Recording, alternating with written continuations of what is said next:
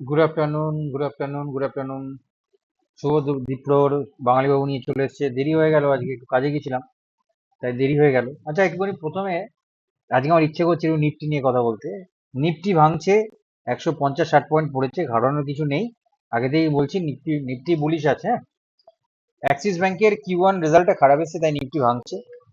আমি নিফটি নিয়ে মানে বেশি পর্যালোচনা করি না, কারণ আমি নিফটি থেকেই নিফটির কাছ থেকে ঝাড় খেয়ে খেয়ে খেয়ে খেয়ে লস খেয়ে খেয়ে খেয়ে আমি শিখেছি এই ট্রেডিং করা।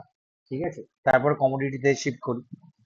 তা নিফটি নিয়ে ওখানে করি না, তবে আমি 1 ঘন্টার টাইম ফ্রেমে কয়েকটা লেভেল আপনাদের বলে দিতে পারি, মনে হয় ভবিষ্যতে খুব কাজে দেবে। আমি প্রথমেই বলি সাপোর্টের দিকে। নিফটি কিন্তু এখনো বলছি বুলিশ আছে, হ্যাঁ। নিফটি আমি জানি না লাস্ট কত হয়েছে, 24920 প্রথম সাপোর্ট।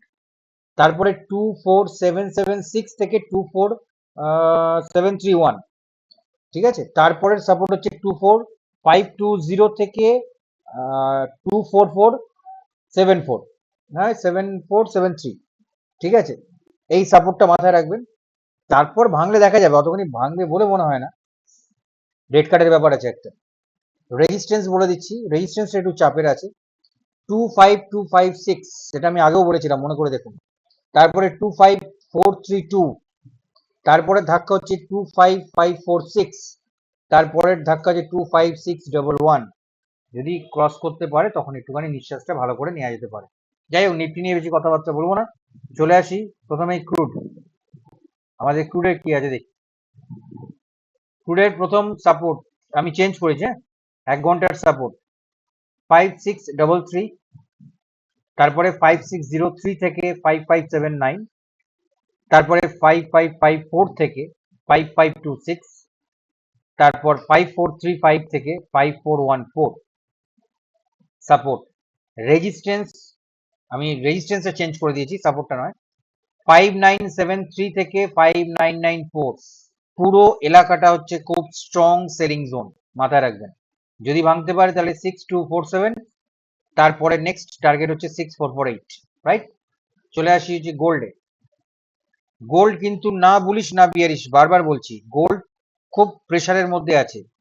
যদি কেউ আপনাদের মধ্যে যদি স্ক্যাল্পিং করতে চান, খুব ভালো কথা, কিন্তু খুব রিস্কের, যেদিকে যাবেন রিস্ক, বলে দিচ্ছে, হ্যাঁ। কালকে রাত্রেবেলা একটা দিল মুভমেন্ট, সকালবেলা ডাউনে গিয়ে খুলেছে, কিন্তু অনেকে ভেবেছিল গ্যাপ আপে খুলবে, কিন্তু ডাউনে গিয়ে খুলেছে। সাপোর্ট, যে সাপোর্ট ছিল সাপোর্টগুলো একই আছে, রেখেছি আমি। সাপোর্ট হচ্ছে 3313 থেকে 3310, ছোট সাপোর্ট। তারপর 3304, তারপর 3287 থেকে 3282, তারপরে 3270, তারপরে 3260 থেকে 3255। এটা হচ্ছে সাপোর্টের গল্প হয়ে গেল। এবার রেজিস্ট্যান্সে চলে আসি। এক বিশাল বড় 1 ঘন্টার রেজিস্ট্যান্স, বারবার বলছি, এর মধ্যে থেকে যদি কেউ লং এ যান, যখন তখন মার্কেট ঘুরতে পারে।